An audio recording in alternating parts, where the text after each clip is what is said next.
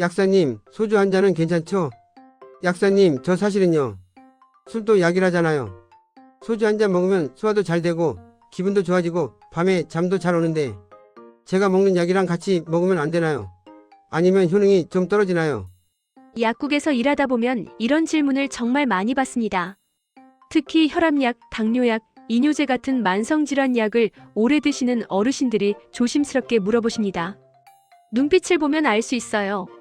술 완전히 끊으라는 말은 하지 말아주세요라는 간절함이 묻어나죠. 솔직히 말씀드릴게요. 저도 의료인이기 전에 사람입니다. 소주 한 잔에 여유가 주는 위안을 모르는 건 아닙니다.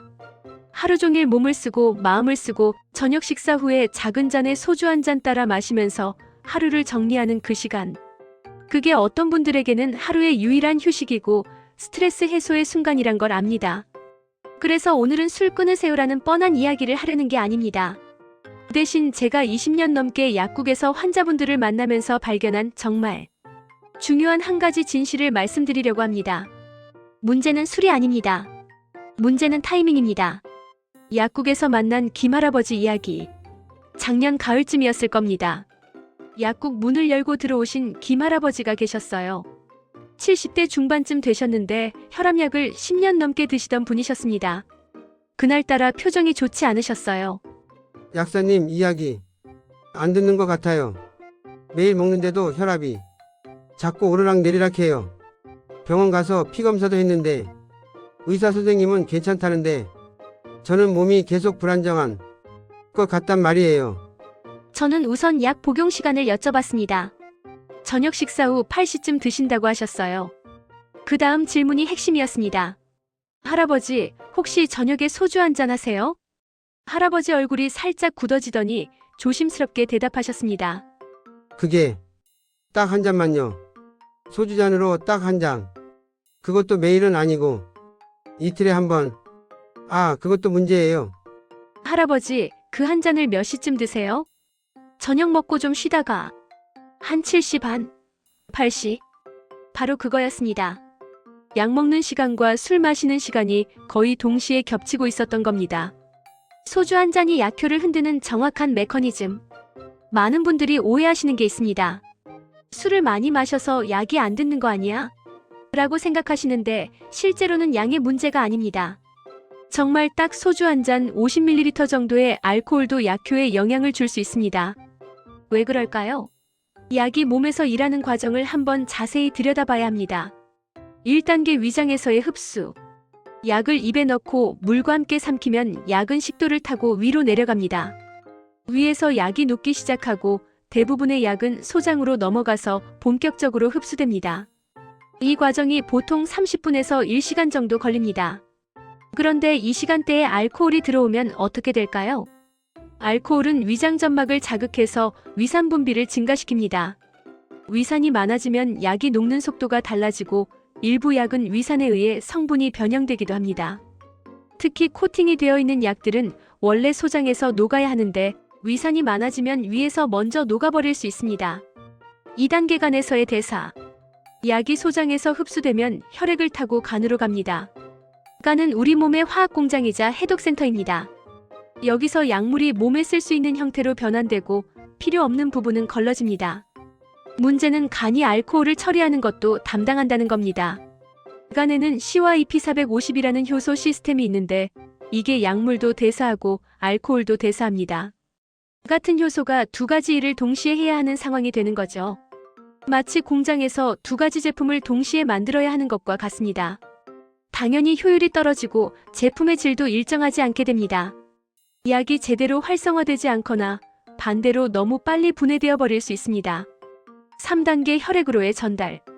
간을 거친 약물은 혈액을 타고 온몸으로 퍼져나갑니다. 혈압약이라면 혈관벽으로, 당뇨약이라면 췌장이나 근육세포로, 이뇨제라면 콩팥으로 전달됩니다. 그런데 알코올은 혈관에도 영향을 줍니다.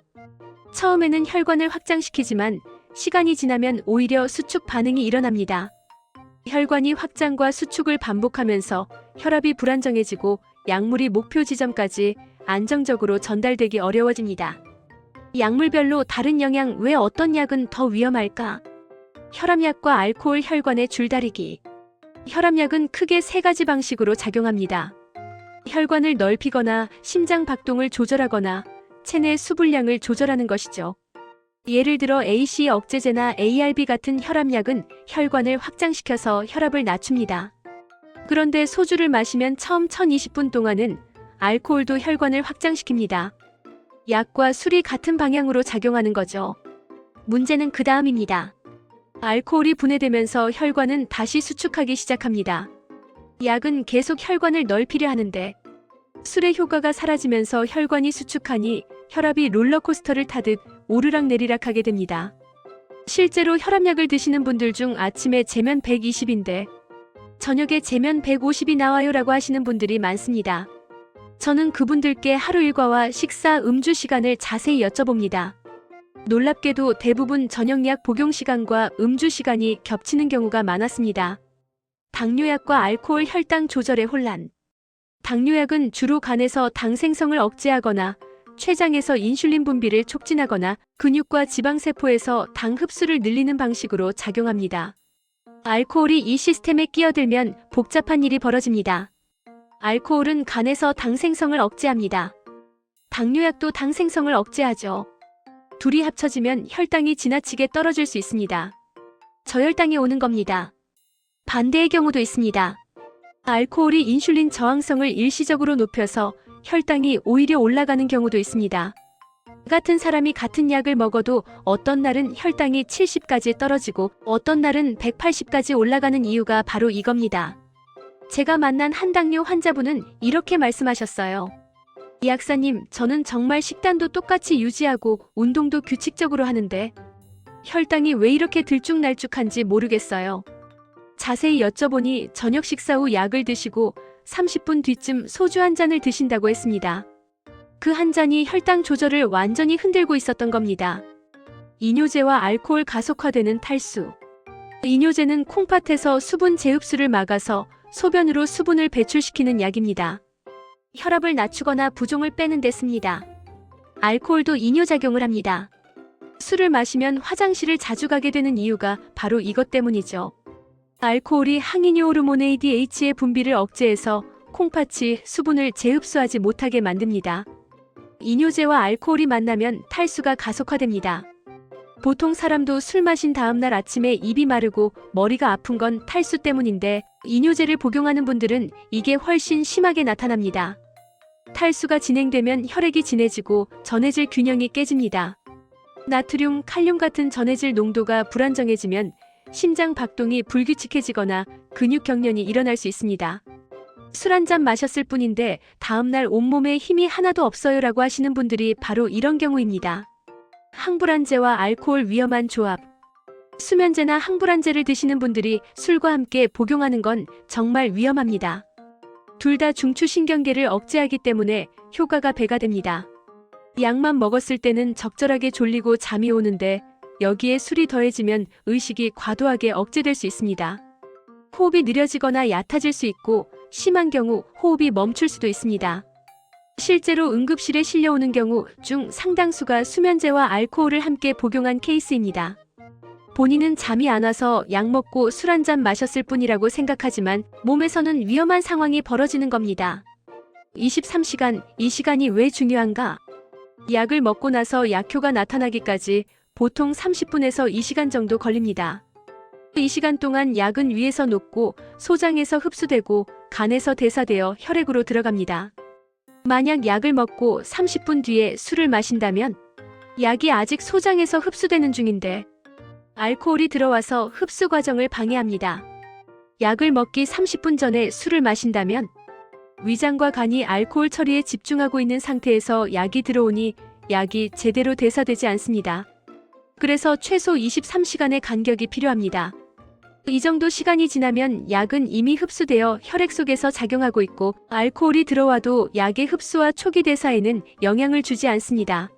물론 3시간이 지났다고 해서 알코올이 약효에 전혀 영향을 주지 않는 건 아닙니다.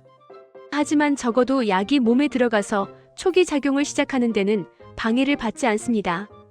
이게 결정적인 차이를 만듭니다. 실전 가이드 어떻게 시간을 조절할 것인가?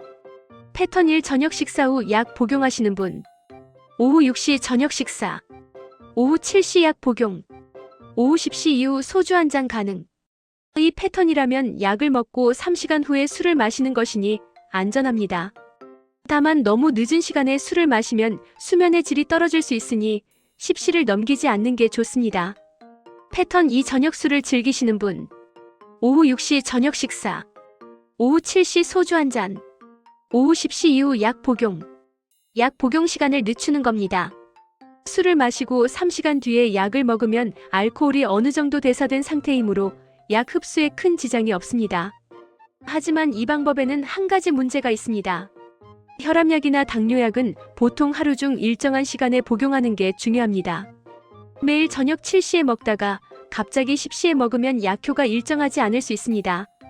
그래서 이 패턴을 선택하려면 의사나 약사와 상담해서 약 복용 시간을 아예 늦은 시간으로 고정하는 게 좋습니다. 패턴 3 가끔 특별한 날 술을 마시시는 분. 매일 술을 마시는 게 아니라 가끔 모임이 있거나 특별한 날에만 마시는 분들도 계십니다. 이런 경우는 어떻게 해야 할까요? 평소 저녁 7시 약 복용. 술 마시는 날 오후 4시로 약 복용 시간을 앞당기기. 저녁 7시 술 마시기. 이렇게 하면 약을 먹고 3시간 후에 술을 마시게 되니 안전합니다. 다만 약을 평소보다 일찍 먹는 것이므로 혈압약의 경우 저녁 시간대에 혈압이 약간 높아질 수 있습니다. 하지만 하루 이틀 정도는 큰 문제가 되지 않습니다. 의사들이 절대 말하지 않는 이유. 약사님, 그런데 병원 가면 의사 선생님은 그냥 술 드시면 안 됩니다라고만 하시던데요. 이런 시간 조절 이야기는 안 해주시던데요. 이런 질문을 정말 많이 받습니다. 왜 의사들은 시간 조절에 대해 말하지 않을까요? 첫째, 시간이 없습니다. 진료실에서 한 환자에게 할애할 수 있는 시간은 평균 35분입니다. 이 시간 안에 증상을 듣고 검사 결과를 확인하고 처방을 내려야 합니다. 약과 술의 타이밍까지 자세히 설명할 여유가 없는 겁니다. 둘째, 책임 문제입니다. 의사가 3시간 띄우면 술 드셔도 괜찮습니다라고 말했다가 환자가 술을 많이 마시거나 다른 문제가 생기면 의사에게 책임이 돌아올 수 있습니다. 그래서 의료법적으로는 음주는 피하세요라고 일괄적으로 말하는 게 안전합니다. 셋째, 환자의 수능도 문제입니다.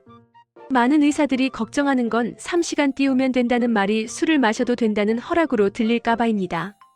실제로 일부 환자들은 한두 잔이 서너 잔이 되고 매일 마시게 되기도 합니다. 하지만 저는 약사로서 현장에서 환자분들을 만나면서 느낀 게 있습니다. 무조건 안 됩니다라고만 하는 것보다 정확한 메커니즘을 설명하고 현실적인 방법을 알려드리는 게 훨씬 효과적이라는 것을요. 그래도 절대 안 되는 경우들. 하지만 모든 경우에 시간만 띄우면 된다는 아닙니다. 어떤 약들은 알코올과 절대 함께 복용하면 안 됩니다. 1. 메트로니다졸, 디설피람 같은 특정 항생제. 이 약들은 알코올 분해 효소를 억제해서 알코올이 몸에서 제대로 분해되지 않게 만듭니다. 술을 한 모금만 마셔도 얼굴이 빨개지고 심장이 빨리 뛰고 구토와 두통이 심하게 옵니다. 이런 약을 복용 중이라면 복용 기간 동안과 복용 종료 후 최소 3일간은 절대 금주해야 합니다. 2. 와파린 같은 항응고제. 혈액을 묽게 만드는 약입니다. 알코올도 혈액 응고를 방해하는 효과가 있어서 둘이 만나면 출혈 위험이 크게 높아집니다. 코피가 잘 나거나 멍이 쉽게 들거나 잇몸에서 피가 나는 증상이 나타날 수 있습니다. 3. 간 기능이 떨어진 분들. 간 수치가 높거나 간염, 지방간이 있는 분들은 알코올을 피해야 합니다. 시간을 띄워도 마찬가지입니다. 간이 이미 약한 상태에서 알코올까지 처리하려면 간의 과부하가 걸립니다. 4. 콩팥 기능이 나쁜 분들. 크레아티닌 수치가 높거나 만성 콩팥병이 있는 분들도 음주를 피해야 합니다. 알코올과 약물이 콩팥을 통해 배설되는데 콩팥 기능이 떨어진 상태에서는 약물과 알코올이 몸에 쌓여서 독성을 일으킬 수 있습니다. 마무리 약사로서 드리는 진심 어린 조언. 20년 넘게 약국을 운영하면서 수많은 환자분들을 만났습니다. 그 중에는 술을 완전히 끊으신 분들도 계시고 적절히 조절하면서 잘 관리하시는 분들도 계십니다. 제가 가장 안타까웠던 건 술 때문에 약효가 떨어지는 줄도 모르고 이 약이 내 몸에 안 맞나 바라며 약을 바꾸고 또 바꾸고 결국 병이 악화되는 경우였습니다. 약은 결코 만능이 아닙니다. 하지만 제대로 복용하면 분명히 도움이 됩니다. 그리고 그 제대로의 핵심은 바로 타이밍입니다. 소주 한 잔의 여유를 완전히 포기하라고 말씀드리고 싶지 않습니다. 다만 그 한 잔이 여러분의 건강을 지키는 약과 충돌하지 않도록 아주 작은 시간만 조절해달라고 부탁드립니다. 약 먹고 23시간 뒤 또는 술 마시고 23시간 뒤. 이 간단한 원칙만 지켜주셔도 혈압, 혈당, 신장 기능이 훨씬 안정적으로 관리됩니다. 약효도 살리고 삶의 여유도 지키는 가장 현실적인 방법입니다. 건강하세요. 그리고 약과 술 둘 다 지혜롭게 다루시길 바랍니다.